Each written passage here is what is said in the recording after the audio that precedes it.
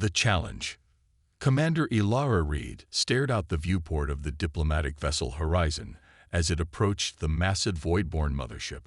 The alien vessel resembled an obsidian sea urchin, its surface bristling with what Earth's intelligence believed were weapon arrays. Reed's fingers absently traced the silver scars that ran like lightning across her neck, permanent reminders of the deep space accident that should have killed her. "You're our contingency plan, Commander," Admiral Chen said quietly, joining her at the viewport. "Though I pray we won't need one." Reed nodded, her expression neutral. 2 years ago, she'd been caught in a quantum field collapse during the Proxima Centauri expedition. The accident had killed everyone else instantly, but instead of dying, Reed's body had been altered. Her cells now absorbed and processed electromagnetic energy in ways human biology never should. "The Voidborn requested this meeting, Admiral. They've been watching us since we expanded to Mars." "Why now?" Reed asked. Chen's face hardened. "Intelligence suggests they're expanding their territory. Earth sits at a strategic junction of what they consider their space lanes, and they want to know if we're worth negotiating with or simply conquering," Reed concluded. "Precisely."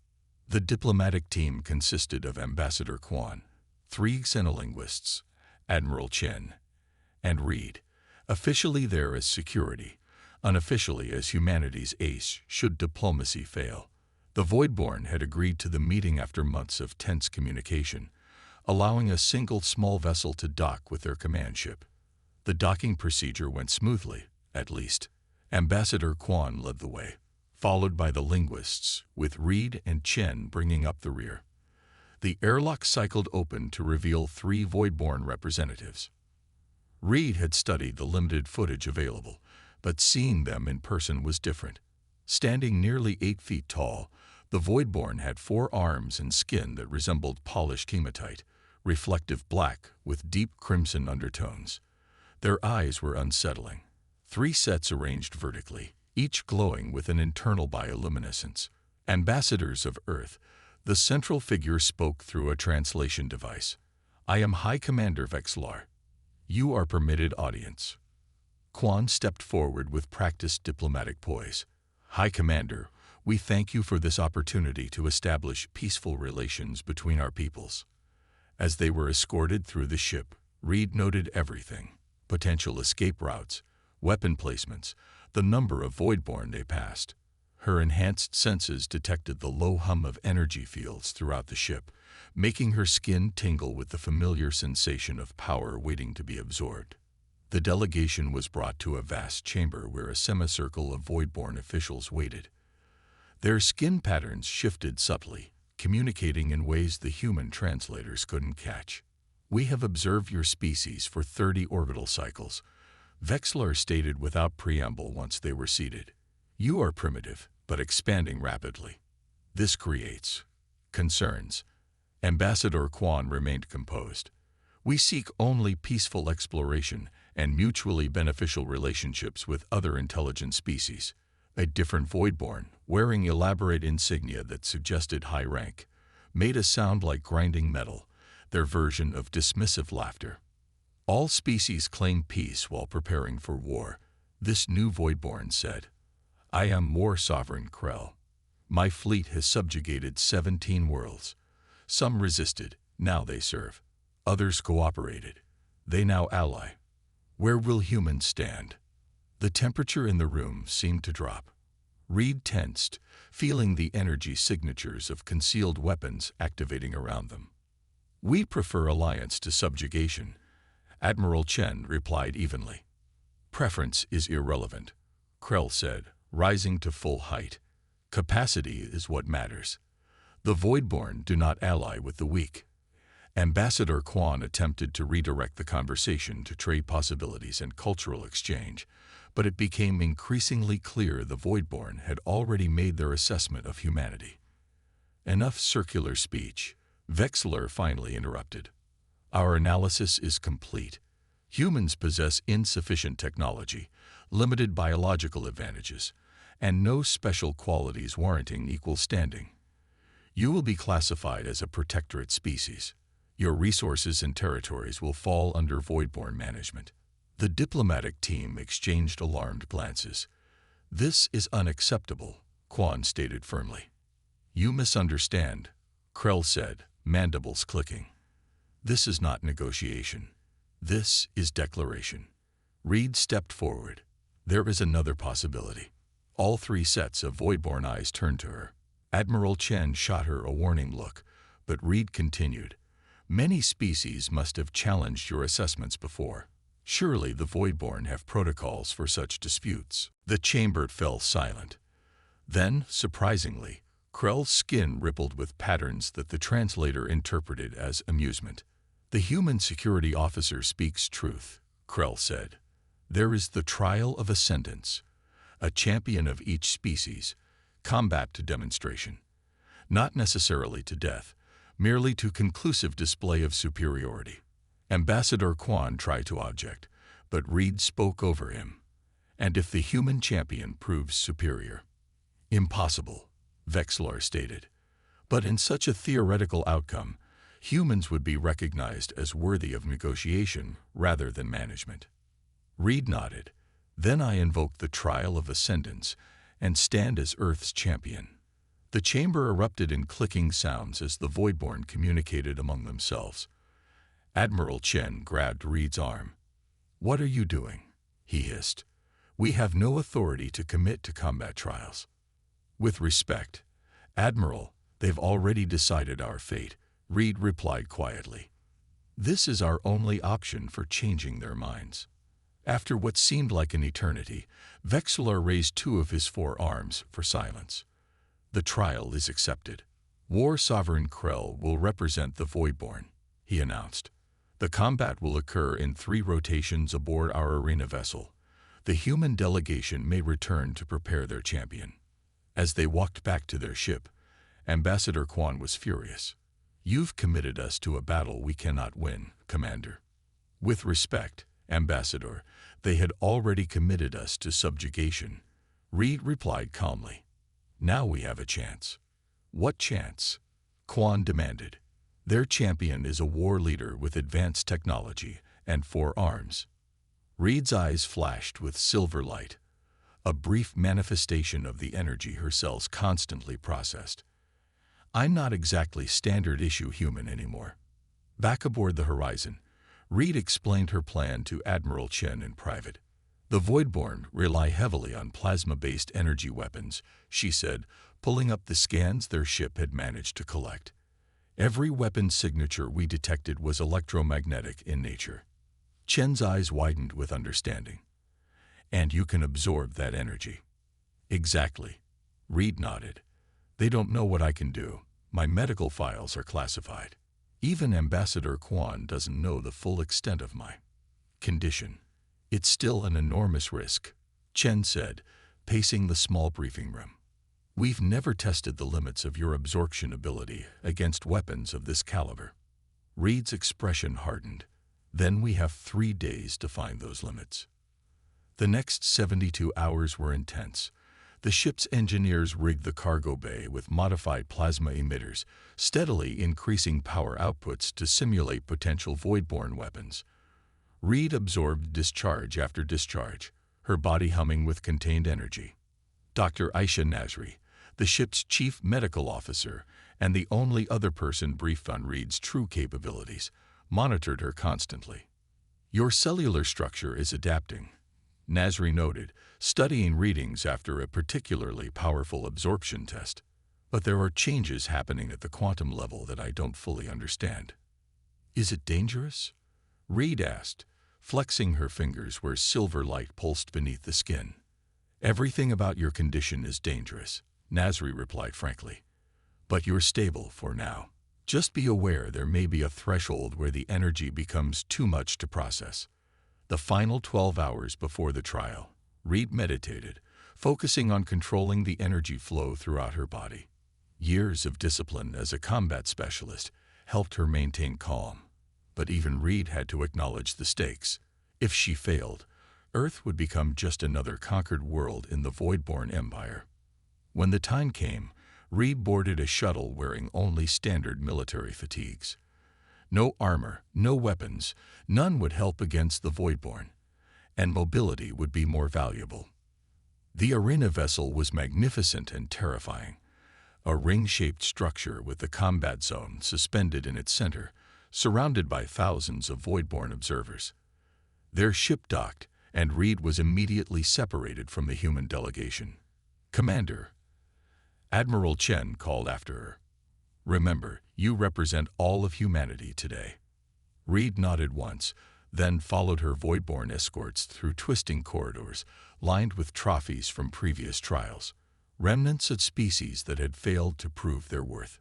Finally, she emerged onto a platform overlooking the arena. Across the circular battlefield stood War Sovereign Krell, now adorned in ceremonial combat armor that enhanced his already imposing figure. Each of his 4 arms held different weapons, plasma throwers, energy whips, and devices Reed couldn't identify. High Commander Vexlar's voice echoed throughout the arena. "The trial of ascendance begins. Combat continues until one champion can no longer fight or concedes. This determines the standing of humanity among the stars. Begin." Krell didn't hesitate. His upper right arm raised, and a blast of searing blue plasma shot toward Reed with devastating speed. The human didn't even blink. The revelation. The plasma bolt struck Reed square in the chest. Instead of disintegrating her body as expected, the energy seemed to ripple across her skin in silver-blue waves before disappearing entirely. The arena fell silent. Thousands of Voidborn observers froze in collective shock. Reed stood unharmed, a faint smile playing at the corners of her mouth. Krell's 3 sets of eyes widened. Without hesitation, he raised his second weapon, a more powerful cannon that hummed with building energy, and fired again. This time, a concentrated beam of white-hot plasma streaked across the arena. Again, Reed didn't move. The beam hit her directly, enveloping her in blinding light. When it faded, she remained standing, now with visible currents of energy dancing across her skin like lightning in a bottle. "Impossible," Krell's translation device broadcast, his voice carrying a harmonic that the humans had learned indicated extreme agitation. Reed finally moved, rolling her shoulders as if merely stretching after a long day. "My turn," she said simply. She stepped forward, and the energy coursing over her skin intensified. The Voidborn champion fired again, all 4 weapons simultaneously in a desperate barrage. Reed walked through the storm of energy, each impact only making the silver glow beneath her skin brighter, her movements more fluid. "What are you?" Krell demanded, backing away for the first time. "Human," Reed answered. "Just adapted." She raised her hand, and a controlled burst of the same energy Krell had fired erupted from her palm, striking the ground near his feet. Not aiming to kill, demonstrating control. "The Proxima Centauri expedition," Reed explained, circling the Voidborn champion slowly. "A quantum field collapsed. It should have killed me. Instead, it changed me at the cellular level. I absorb energy now. All kinds. And I can release it too." Krell lunged forward with surprising speed, attempting to engage in physical combat with his 4 powerful arms. Reed moved with inhuman quickness, her reflexes enhanced by the enormous amount of energy she'd absorbed. She dodged his first 3 strikes and caught the 4th arm in mid-swing. "The more energy I absorb," she continued conversationally, "the stronger and faster I become." With that, she twisted, using Krell's momentum against him to throw the much larger alien across the arena. He crashed into one of the few structural elements in the battlefield, a decorative column that shattered under the impact. Krell recovered quickly, rising to his full height. His skin rippled with patterns of rage and determination. He reached for a final weapon, a small device on his belt that began to emit a high-pitched whine. "Careful," Reed called out. "From what I understand of your technology, that looks like a plasma core detonator. Might kill us both. Better defeat than dishonor," Krell snarled, activating the device. The explosion was blinding. A wave of superheated plasma expanded outward from Krell's position, powerful enough to vaporize the arena floor and melt the surrounding barriers. The observing Voidborn recoiled in their viewing platforms. When the light faded and the smoke cleared, there stood Reed in the center of a perfect circle of destruction. Her body glowed like a small sun, pulsing with absorbed energy. Before her knelt Krell, his armor partially melted, his weapons destroyed, but alive, protected from his own explosion by Reed's ability to absorb and redirect the lethal energy around them both. "You could have let me die," Krell said, his translator struggling to function. "That wasn't the objective," Reed replied, her voice echoing strangely with power. "The trial was to demonstrate superiority, not to kill. Humans don't need to destroy to prove our worth." She extended a hand to the defeated champion. After a moment's hesitation, Krell took it with one of his lower arms and stood. The arena remained silent until High Commander Vexlar's voice echoed through the space. "The trial of ascendance is complete. The human champion is victorious." Murmurs rippled through the Voidborn audience. Not anger, but something closer to wonder. Reed turned to address Vexlar directly. "Humanity does not seek domination or subjugation. We seek partners, not servants. Equals, not subordinates. We have qualities your analysis couldn't measure. Adaptability, compassion, and a stubborn refusal to accept limitation." She gestured to Krell. "Your champion fought with honor and skill. I respect his strength, but strength takes many forms, and the greatest strength is knowing when not to destroy what you could." Vexlar descended to the arena floor, accompanied by an entourage of high-ranking Voidborn. The human delegation was escorted in as well, their expressions a mixture of relief and astonishment. "In 300 cycles, no species has defeated a Voidborn war sovereign in the trial," Vexlar stated. "Our assessment of humanity was incomplete." Ambassador Quan stepped forward smoothly, resuming his diplomatic role. "Then perhaps we can begin true negotiations as equals." Vexlar's skin rippled with patterns the translators were still learning to interpret. Yes, the Voidborn recognize humanity as a pure species, worthy of alliance rather than management. Krell, still recovering from the battle, addressed Reed directly. "You spared me when you could have destroyed me. Why?" "Because that's also human," Reed replied.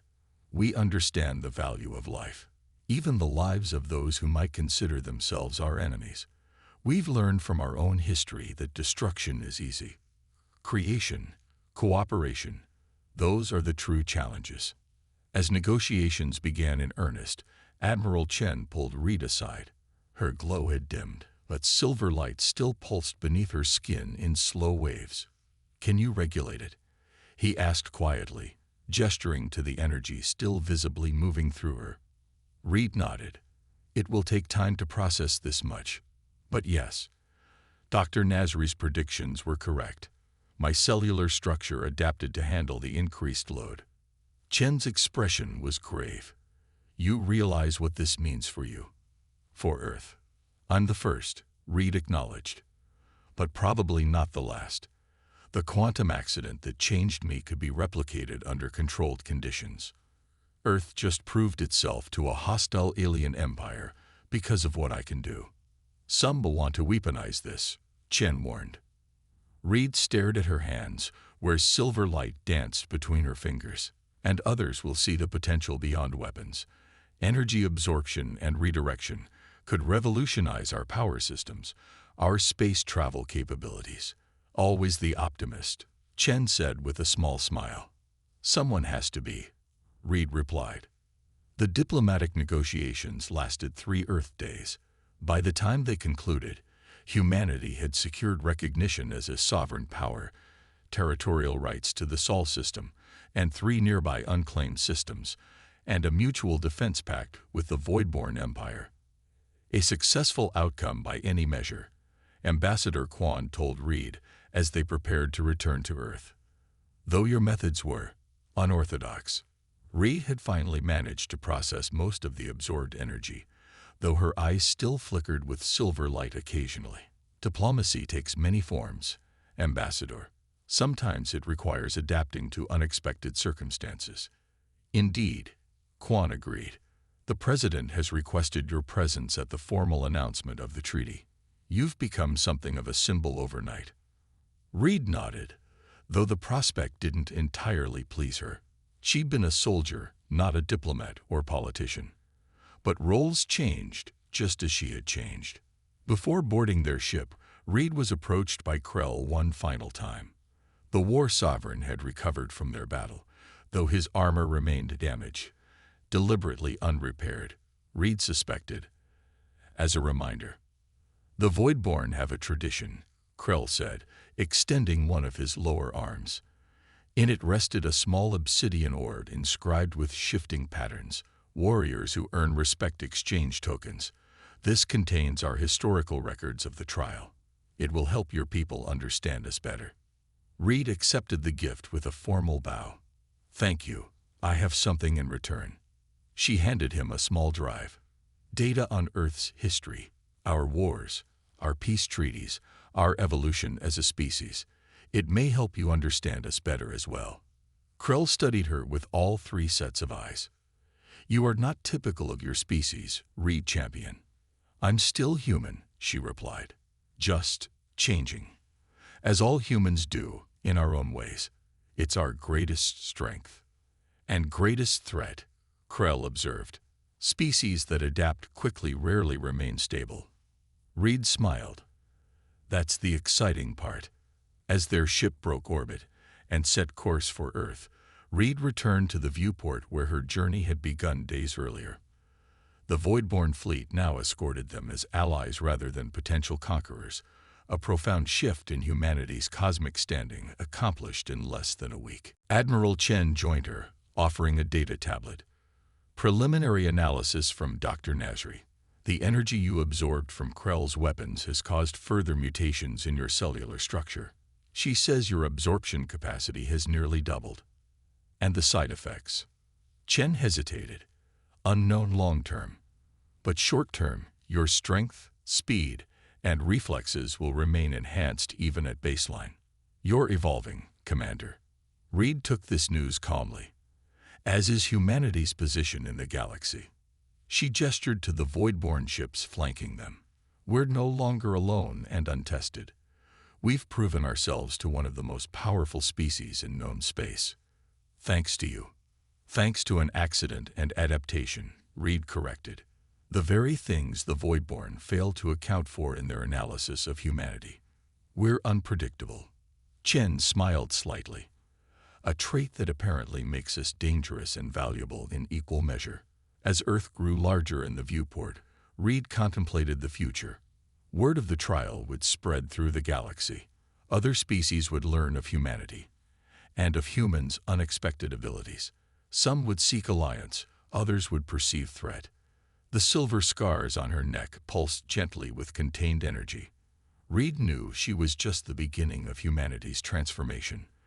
The boundary between human and something more had already been crossed. They attacked with plasma, she murmured, and humanity evolved in response. The incident would be recorded in 100 histories across the stars. How the mighty Voidborn fired their strongest weapons, and the human didn't even blink.